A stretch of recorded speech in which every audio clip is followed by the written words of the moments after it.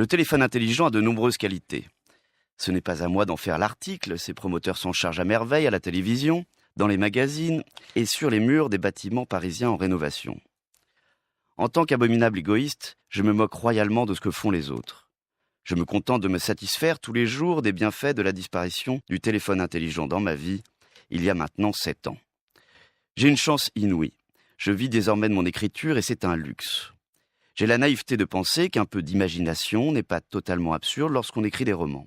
Or, à mon sens, et ce n'est que mon avis, l'imagination est le fruit de 2 choses fondamentales.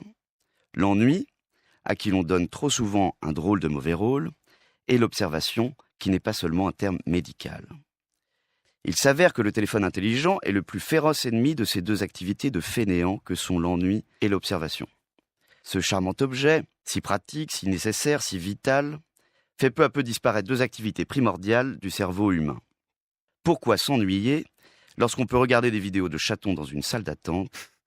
Et pourquoi regarder ses voisins dans la même salle d'attente lorsqu'on peut regarder des notifications Facebook de la plus haute importance ou encore des vidéos d'abrutis qui se renversent un seau d'eau sur le visage pour sauver un bébé panda ou faire baisser la température terrestre? En somme, grâce à ce téléphone intelligent, vous pouvez regarder en permanence le résultat de l'imagination brillante des autres au détriment de la vôtre. J'ai réalisé il y a 7 ans que j'étais beaucoup trop sensible aux vidéos de chatons et aux notifications Facebook pour pouvoir y résister. J'ai donc décidé de me séparer de ce téléphone si intelligent qu'il me rendait parfaitement débile. Depuis, lorsque je sors d'une salle d'attente, je sais combien de personnes s'y trouvaient. J'ai tenté de deviner ce qu'ils faisaient comme métier, quelle maladie ils pouvaient bien avoir, et j'ai construit dans ma petite cervelle pleine d'ennui le roman de leur vie.